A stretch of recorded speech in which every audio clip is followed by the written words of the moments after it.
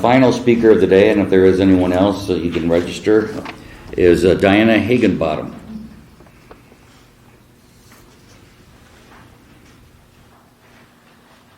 Hello. Welcome. Hello. Yes, my name is Diana Higgenbottom. I am 51 years old. I'm a proud voting constituent of Milwaukee/Wauwatosa, with about a 48-year worth adoption journey to talk about. But first, I do have to give a little bit of clarity in regards to if a parent was deceased, and would you be able to find them.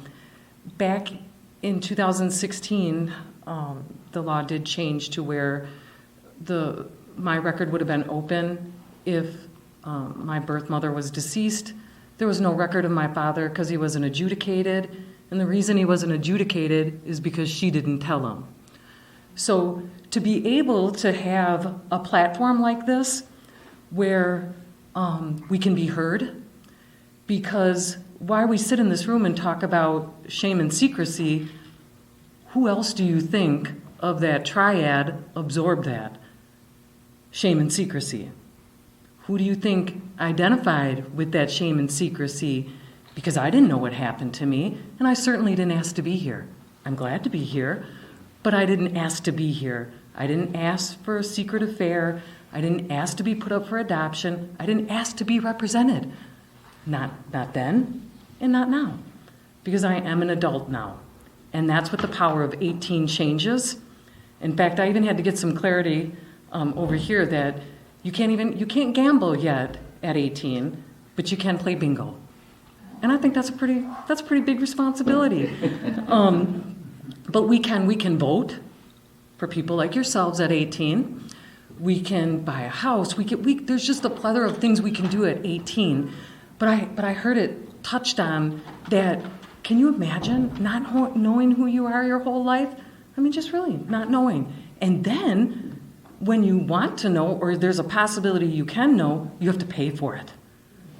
You have to pay. Whether it's $50 or $20,000, it's too much.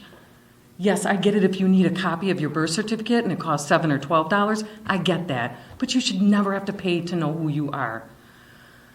I was the person that called DCF because I call all the time. They know who I am. I'm just hoping something has changed. I'm hoping for something in my favor, and I really was asked that question. Why are you doing this? Do you need to be validated? And I couldn't believe it. That was recent. It wasn't even that long ago. Whereas I've been battling with, first it was Catholic Social Services, and then recently it went to the state of Wisconsin. State of Wisconsin is, I'm sorry, a little bit harder to deal with and get the information. I too wasn't asking to sit at her dinner table. I just wanted to know who I was, not be validated, just know who I was. Because from the moment I took my first breath, I didn't know who I was. I was given up. And that's a form of trauma. Maybe not trauma like a car accident, but it is a form of trauma. I mean, I'm a child. I only knew this one voice inside a womb. It's biology. And it affected me. It affected me for the first 48 years of my life, into addiction, into bad choices. I can go on, but everything was because of the adoption. I didn't know it at the time. I didn't. I just thought I was wrong. I was dirty. Adoption was this horrible thing. I was embarrassed. Overweight. I went to food. It just, all these things I could talk about, but it was ugly. And it wasn't until 2018, and it was after my husband passed away, that I knew I was no longer going to be Diana and Roger. I was just going to be Diana. And to be honest, I still didn't know who that was. So I knew that I wasn't going to give up until I found out some answers. But to rewind a little bit, I always did try to find out answers, and the state gives you snippets, and I have a copy of everything they whited out to not identify her, and that's fine. But I did get some tidbits to my story. And one of the main components of my story was my birth mother never told my dad. So at a young age, I just had this this tenacity for him that I was going to get to him, because if I got to him, he would want me, even though nobody else did, from adoptive family to birth mother. I just had this hope that this man was going to want me and he would be proud of me, because he just didn't know I existed. So calling the state 2018, and they kind of did the validation, click. But before they hung up, they suggested the DNA test. And I was so angry. I was like, DNA? Like, really? And click, I didn't know much about it until I saw something on Good Morning America with somebody parallel story to mine, and they found their birth parent. So there was a glimmer of hope, and there started the swabbing. And first with Ancestry, I did not connect. And it is true, unless someone puts their DNA in a database, they won't be found. But doesn't mean your second cousin or your birth mama's third cousin. And at that point, you become a CC Moore, and you start reading this DNA. And it wasn't until 23andMe that I hit to a half niece. And once I knew my ancestry, which is Greek, and I saw a 15-letter last name, I was like, that's me, that's it. And within 10 minutes, I found out 48 years worth of life. 10 minutes, all the way down to, and if you can reconcile with this, all the way down to, I got to my dad too late. Yeah, too late.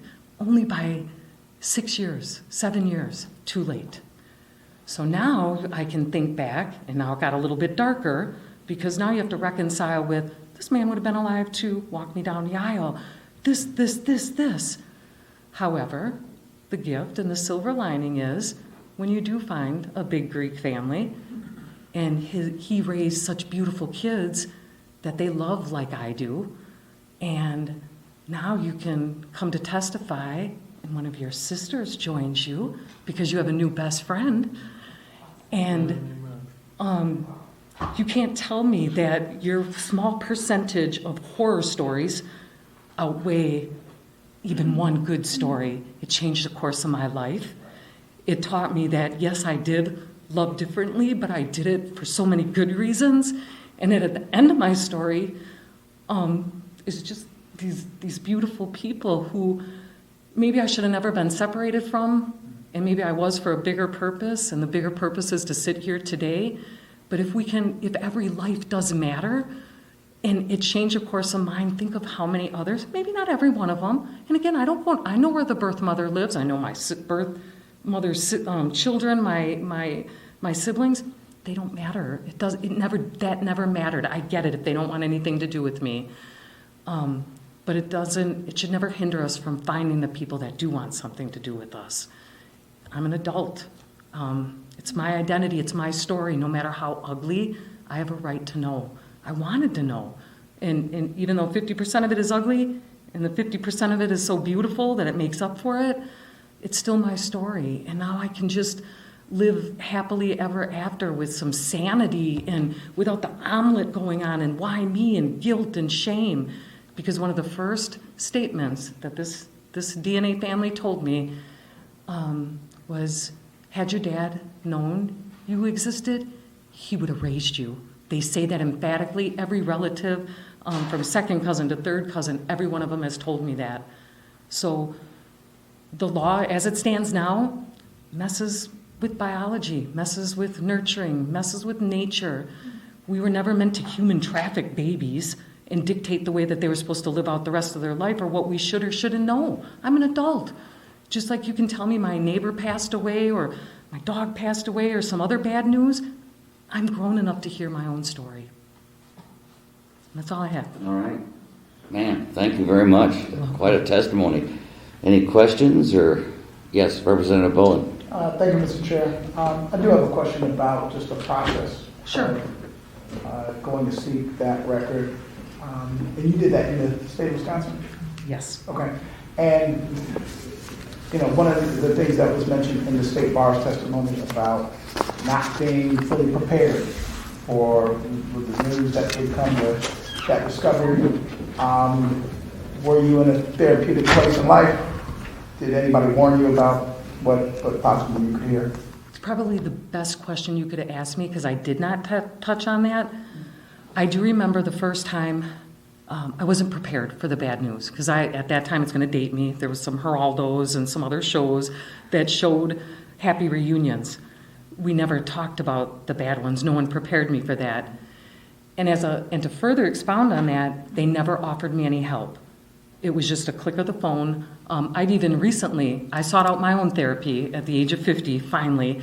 But prior to that, I'd called the state to ask for, I was like, what can you do? Are there resources? They said, yeah, if you go to our website, well, I would have a better chance of finding treasure in Vegas in the desert than I would finding this help on the website. It was very difficult.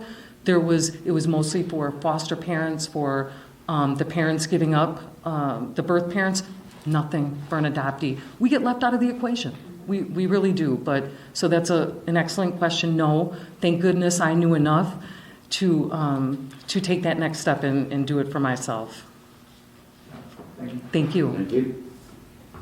Thank you very much You're welcome. for testifying. Thank you.